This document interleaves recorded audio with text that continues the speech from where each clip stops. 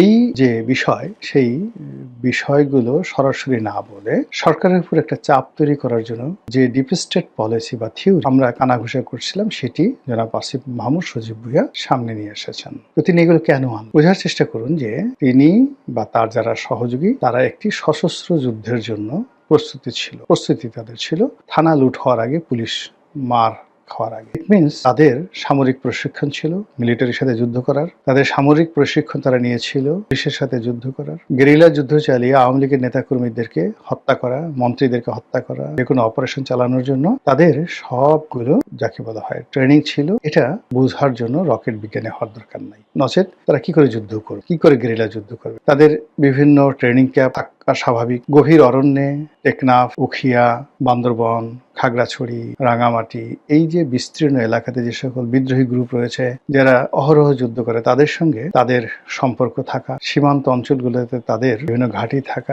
বাংলাদেশের অন্যান্য যে সকল এলাকায় অরণ্য রয়েছে যেমন সুন্দরবন রয়েছে, সিলেট রয়েছে, গাজীপুর, ভাওয়াল রয়েছে, এই সকল এলাকাতে তাদের সেই ঘাঁটি থাকা স্বাভাবিক। যদি তারা সত্যিকার অর্থে গেরিলা যুদ্ধ করতে চায় বা আগ্রহী, এই সমস্ত এলাকায় অবশ্যই তাদের লোকজন থাকার কথা। 2 নম্বর হলো যে এইগুলো তো পরিচালনা করার জন্য টাকা লাগবে। নিঃসন্দেহে তারা সেই টাকা দেশি বিদেশি বিভিন্ন সোর্স থেকে পেয়েছে বা এখনো পাচ্ছে বা আগামীতে যদি দরকার হয় তারা পাবে। এটা একটা অমীমাংসিত বিষয়, হিউজ কোশ্চেন। থার্ডলি হলো যে এই যে ডিপ স্টেট পলিসিতে বেশ কিছু অস্ত্রশস্ত্র যা আসছে এটা ব্রিগেডিয়ার সাখাওয়াত সাহেবের বক্তব্যে ফুটে উঠেছে। তিনি স্বরাষ্ট্রমন্ত্রীর দায়িত্ব থাকাকালীন সময় যেটি বলেছেন যে 7.65 বোরের যে স্নাইপার রাইফেল, এই রাইফেল বেসামরিক লোকের হাতে আসলো কি করে? জুলাই আগস্ট ওই সময়টাতে এখান থেকে প্রচুর গোলাগুলি হয়েছে। এগুলো সাধারণত পুলিশের কাছে আছে আর আছে সেনাবাহিনীর কাছে, কিন্তু এই অস্ত্র বেসামরিক নাগরিকদের কাছে কি করে এলো? আর এই ধরনের অস্ত্রে এই মানে যাকে বলা স্নাইপার রাইফেলের এই অস্ত্রের যে গুলি, এই গুলিতে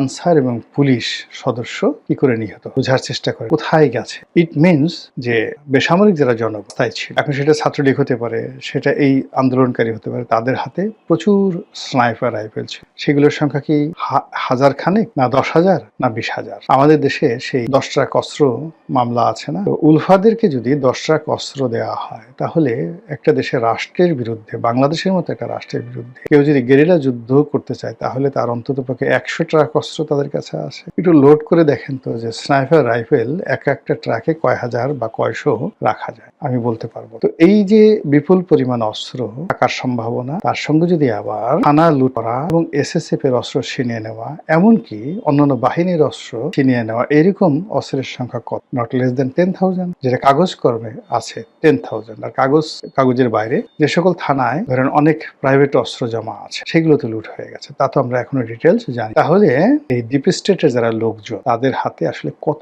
অস্ত্র আছে, এবং এই অস্ত্র বর্তমান সরকারের জন্য রীতিমতো অশনিক সংকেত। তো সেই অশনিক সংকেত বুঝিয়ে দেওয়ার জন্য, জানিয়ে দেওয়ার জন্য আসিফ মাহমুদ সজীব ভুঁইয়া সরকারের উদ্দেশ্যে যদি আবার সেই ডিপ স্টেটের যে থিওরি সেটি তুলে ধরে বা সেই কথা স্মরণ করিয়ে দেন, এর অর্থ যে সেই অস্ত্র তো এখনো জমা দেওয়া, অস্ত্র উদ্ধার করা হয়, ট্রেনিংও জমা দেওয়া হয়, যারা প্রস্তুতি নিয়েছিল তাদেরকে অ্যাসার্টেন করা যায়। যেমন শান্তি বাহিনীর সদস্যদেরকে পুনর্বাসিত করা হয়েছে, এদেরকে পুনর্বাসিত করা হয়। এবং আপনি দেখবেন যে অনেকগুলো মানুষ আমাদের সমাজে ভীষণ রকম উগ্রতা ছড়িয়ে পড়ে। কোন একটা মানুষের পেটে যদি টাকা থাকে, অস্ত্র থাকে, গোলাবারুদ থাকে, ট্রেনিং থাকে, ওর ভাবসাবে এই সমাজের এখন সেই গত 17-18 মাসে অনেকগুলো মানুষ, একজন দুজন না, হাজার মানুষ টেকনাফ থেকে তেতুলিয়া পর্যন্ত অলনে ছাড়েন, তারা সবাই খুব সাহসী হয়ে পড়েছিল। এখনো তাদের সেই সাহস আছে। তারা SP কে ধাক্কা দিচ্ছে, DC কে গালাগালি করছে, OC কে তো পাত্তাই দিচ্ছে না। এরকম ঘটনা গত 17 মাসে কত হাজার ঘটেছে। তার যদি ট্রেনিং না থাকতো, তার যদি অর্থ না থাকতো, তার যদি অস্ত্র না থাকতো, এই কাজগুলো তার করার কথা। কেবলমাত্র শক্তি দিয়ে এই কাজ করা